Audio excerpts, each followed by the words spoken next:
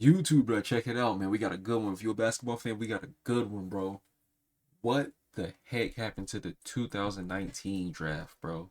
This draft was supposed to be one of the most hypest coming out.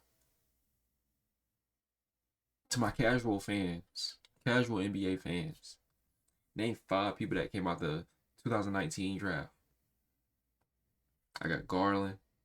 I got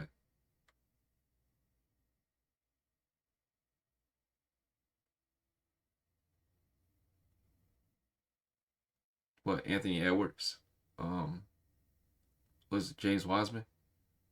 I'm not even looking at anything. I'm looking at my OPS. If you like you cheating. I don't know, bro. Let's get into the video.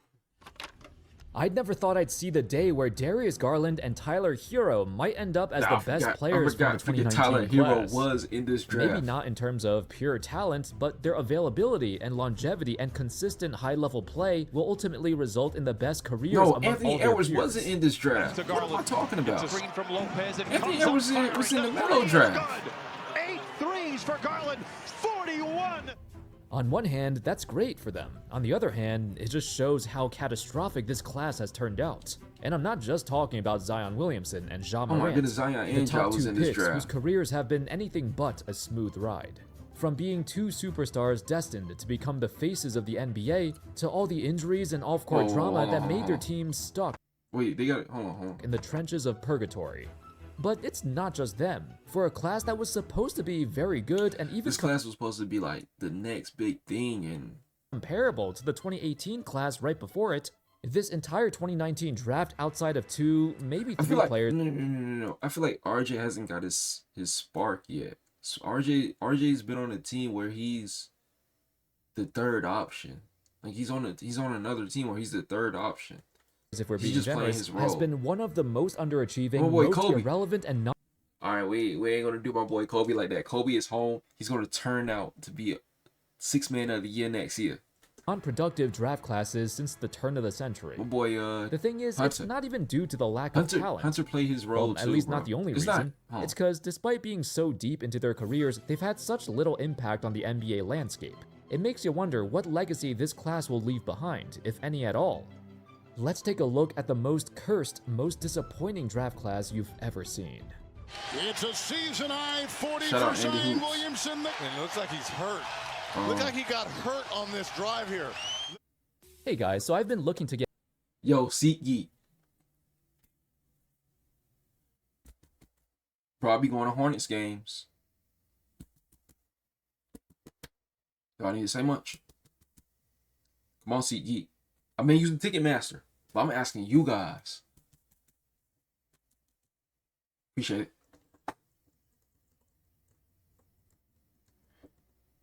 Speaking of Hornets, they already got the tickets up for playing games. Thank you, SeatGeek, for They sponsoring got this tickets video. up for playoff games. What can be said for the first 2 picks that haven't already been said? Up until this point, Zion has spent half his career in rehab, trying to lose weight and become healthy so the Pelicans can actually fulfill their dream of building a good team around him. But considering he was in trade rumors, perhaps the end of the road is near. They've had talented players over the years who fit well. It's just, if you're a franchise... Yo, I said it before in a video before, the Pelicans once had a crazy team. They had Zion, they had Lonzo, they had B.I. They had someone else. J.J. Redick. They could put J.J. Redick at the 2 and tell him to spot up. They had someone, did they have someone at the 5? I can't remember. They had a good team at once, but... A superstar is so unavailable, what can you do besides wait or give up? Ja Morant, the 2nd pick, seemed fairly healthy early on, but his reckless playstyle has resulted in several freak accidents that have piled up over time. I'm not gonna finish talking first. I wouldn't call him injury-prone in the same way as Zion, because Zion is more like a freight train with the wheels falling off, whereas Morant is like a luxury car that he keeps crashing. Ja just he's need like 1 more year in the league, bro. He'll grow up and figure out he can't be doing that reckless ball every Unfortunately, it's not just the injuries, but his overall attitude and lack of commitment has destroyed the remainder of his time in Memphis. 62 games this year. When you have the 2 top picks of your class end up like these 2, it's quite hard to recover from, we like 70 especially games since in? both were such highly touted prospects. Then, when you go down the board, it becomes even more hopeless. Hold on, wait. Let me see. Let me figure out who we drafted in 2019. James Bouknight. R.J. Barrett, the third pick, was once considered the #1 high school prospect in the entire country on every major scouting platform. There's a reason he earned the nickname Maple Mamba. Dude was projected to be the next great shooting guard and fill the void of that position following Kobe's retirement. However, his NBA journey has been uneventful. The immediate impression of him in New York was his incredible offensive bag did not translate to the NBA. Oh, it didn't? Despite all the accolades he won in college, there were some red flags too. We're seeing it right now. Yo, what the hell? For example, his poor free throw percentage was alarming, as well as his high turnover rate and his very poor three-point shooting. They were all things that concerned the scouts. It also didn't help that he joined a franchise that was seriously lost, and the post-Carmelo Anthony rebuild has been a disaster. Barrett was the guy who was supposed to change that. A generational athlete fell to them at the #3 pick, yet he had very little development in his time there. Those concerns from college seeped into his Knicks tenure too, and even with the trade to Toronto, he never made the jump into stardom he was supposed to. I mean, we're talking about the best former high school player in the country, yet he struggles to be a third or fourth option. Oh shit, I literally just said RJ's been the third option on every team.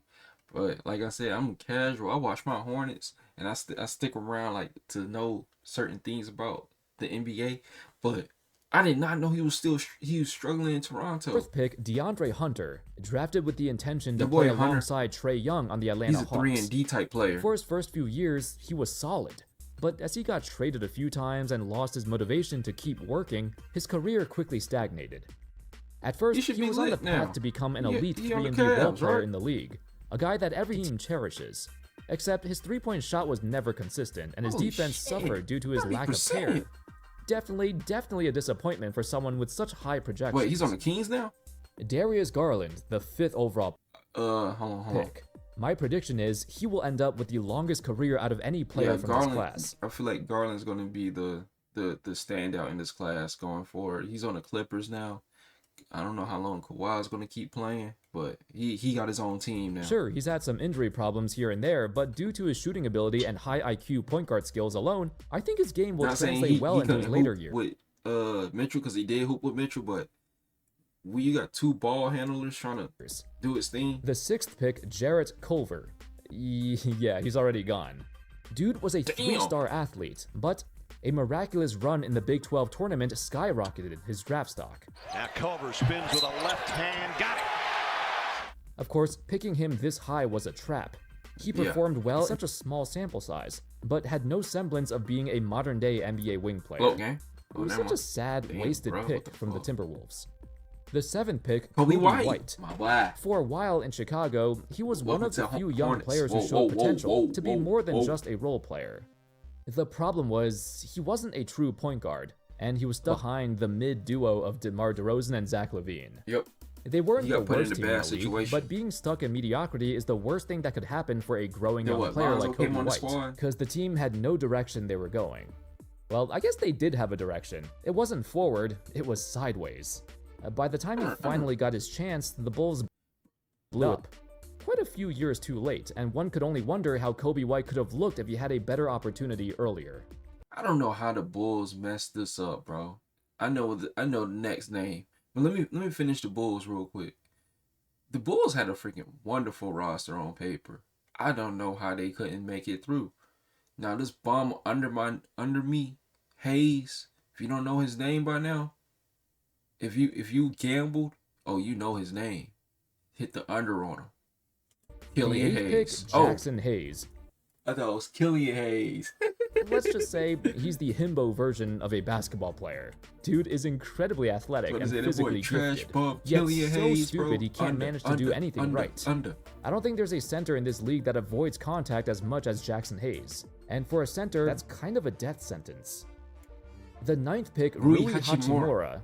In every single season of Hachimura's career, the perception of him has always been, he's never good enough to get more touches, but never bad enough to ignore. He's in that weird space where he could play 30 minutes and you forget he's even there. The days of his team asking him to do more are long gone. Everyone realized this is the player he's always going to be. But hey, Rui's he in makes his for a right great role. fourth option. He's in perfect role now. Cam Reddish, bro. Oh my goodness, bro. Cam Reddish was a dog, bro. I don't know. I guess the NBA didn't believe in him. I don't know what the heck they got going with him. Reddish was ranked number 3 in the country, but his time at Duke plummeted his value because he was horrible. In high school, he was projected to be a typical jack-of-all-trades small forward, but he really struggled to excel in any specific skill. Drafted by the Hawks, the team quickly realized they had better wings to go to, and after getting traded 3 times in his first 4 seasons, he quickly fell out of the NBA by the age 25. The Hornets even picked up Cam Reddish, and freaking Lakers said, "No, matter of fact, I don't want Mark Williams." However, has been one of the most stable players. Cam Johnson, a hooper, bro. Unlike most other top-tier prospects, Johnson found his niche very quickly. Instead of brute forcing his way into a bigger role, he accepted his place as a 3-and-D player right from the start. He was a very old 23-year-old rookie as well, so his potential was low, but he produced. I remember taking his parlay. That's also the case with the 12th PJ Washington. Yo, PJ, you said some nasty stuff about my squad. We still love you. PJ Washington. Most of y'all recognize him as part of a trade where he arrived to Dallas and immediately became the perfect fit next to Luka. It was the arrival of PJ Washington and Daniel Gafford, who also got drafted this year at 38. Damn, Gafford was at 38. Changed everything, turning the Mavs from a playoff team to a true contender. And they turn it over. Dallas in the open. Twin. And it's a rim rocker. However, much of Washington's success is from playing with an elite playmaker. So when Luka was gone, it was hard for him to maintain his impact. The same can be said about Gafford. The 13th pick, Tyler Hero. I still can't believe much like Darius Garland, Hero has been one of just a few players from this class. Bro, the Mavericks traded Luka, then got rid of AD. Somebody in that office had to get fired, bro. Coming to conclusion, y'all traded Luka for who the heck did they traded for in Washington? Was it Chris Middleton? I don't know who they picked up. But y'all traded Luka for some bums, bro. Like, what are you doing? Somebody in the office had to get fired, bro. There's no way. Who has consistently performed at a high level every year. Of course, I don't think he'll ever peak as high as Zion or Ja Morant in terms of pure talent, but he's been way more available. And in a class where so many lottery picks have been irrelevant right out the gates, Hero is a bright spot on a team that's made the finals twice since he got drafted. They made the finals twice since he got drafted. The 14th pick from the Boston Celtics was Romeo Langford. Is Romeo still in the league? One of the few picks the team made from this era who failed the moment he stepped foot on the NBA court. The Celtics have nailed pretty much all of their picks, but Romeo Langford will forever be remembered as the guy who did not work out. Those were the 14 late picks of the 2019 class, and the thing is, there are plenty of drafts where the top picks fail to develop, but maybe there's hope down the board. Not this time, unfortunately. No. There's maybe a small handful of players in the... I saw Nikhil. Nikhil's a hooper. Not this time, unfortunately. There may be a small handful... Alright, so Nikhil's a hooper. He's in a perfect role too. He's doing his thing. Jordan Poole, isn't he on the where's Jordan Poole? He's on the Pelicans right now. I think he's probably in the right. Kevin Porter's a hooper, bro. When Giannis going away, he's gonna be in the right role. Grant Williams in the right role with us. Thibault. What team you're on? I forgot. Are you on the Blazers now? I can't remember what team you're on now. But no, Sixers. I don't know what team you're on. Grant Williams, Jordan Poole, Kevin Porter, Nikhil are both all in their right roles now, in the rest so of the they'll draft be okay. Who've been above average for their respective teams, but there's really not many. If we go down the board, we have the cousin of Shai Gilgeous-Alexander, Nickeil Alexander-Walker. Nickeil might be the best remaining player in the first round. Yep. He was a solid 3-and-D player for years in Minnesota. One of the biggest reasons for their dominant perimeter defense, and even more impressively, he went to Atlanta and instantly took a bigger role, averaging over 20 points a game for the first time of his career. No, it's Colin Sexton. Basically doubling his previous averages. It was surprising, and nobody thought this guy, this role player his whole career, could excel in a larger role. No, yet it wasn't Colin Sexton. Shocked everyone. I think we traded for Colin Sexton. Just like a mere fact being a great shooter and defender, he'll always have a place in this league. Then there's Ty Jerome at the 24th pick. I forgot all about Ty Jerome. He was kind of a late bloomer and had a breakout season in Cleveland. But after some horrible playoff performances, they no longer wanted him. The jury is still out if that was just a flash in the pan, or if he can maintain his place in the league for the foreseeable future. Going down even further, it's Jordan Poole at 28. Poole peaked in his third year in Golden State, and subsequently fell off afterwards. Nowadays, he clearly doesn't give a crap anymore, and just jacks up shots. When his contract expires in 2027, I'd be surprised if any team gave him another chance. He certainly hasn't taken basketball seriously for a while. Keldon Johnson deserves a shout-out as well. The 29th pick of the draft, a great steal by the San Antonio Spurs. Over the years, as the Spurs drafted their core duo of Victor Wembanyama and Stephon Castle, they figured Keldon Johnson would be better as a sixth man off the bench. A decision that initially wasn't comfortable with, but slowly grew into that role. Dude is probably the best shooting guard off the bench right now, and he's such a dynamic scorer that he can take over a game if you're not paying attention. In my opinion, he's the biggest steal of this draft. Sadly, there aren't too many other players who've made a relevant impact. You can throw in guys like maybe Grant Williams. He was somewhat productive on the Celtics. I love Grant Will, but... Or Kevin Porter Jr., a guy with tremendous potential, but he got arrested and suspended for an entire year, which hindered his progression. Nick Claxton, a solid starting center who's been stuck on a losing Nets team forever, so nobody really cares about him.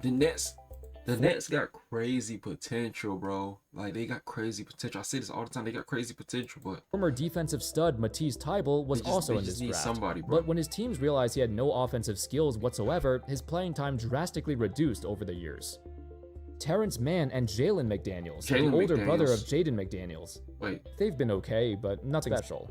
Never mind. And then there's Taylor Horton Tucker, also out of the league, but he filled the void for a couple years on the Lakers during their dark years. Perhaps the most notable part of the 2019 class was the undrafted Naz Reid. One of the best bench players in the game, an incredibly versatile big man with a smooth touch and a cult hero in the state of Minnesota. Nas, cool. And that sums it up. Initially thought of as a class that should have been very good and changed the course of several franchises, the actual result was not good. Even the greatest stars of this class had such little impact on their team's success, and even the promising role players have found themselves struggling to maintain their place in a cutthroat landscape. After many years, they've gone nowhere. Darius Garland, while most certainly a nice player, it's hard to fathom he may end up as the best player with the most longevity out of anyone here. I think so. Of course, it could change in the future. Out of any draft in the last 10 years, however, I'd rank 2019 very low on the list. Anyway, that's all folks. Let me know your thoughts on this draft class in the comment section. Do you think it might go down as one of the worst ever? As in star-wise, maybe so. Yeah, I will say so, sadly. But anyway, I just realized at the beginning of my video, I named James Wiseman too. That was in this draft. James Wiseman got drafted with LaMelo. I don't know. I don't know what the heck is going on with me. But anyway, freaking alarm just went off again. I'm gonna get at y'all boys on the next one, man.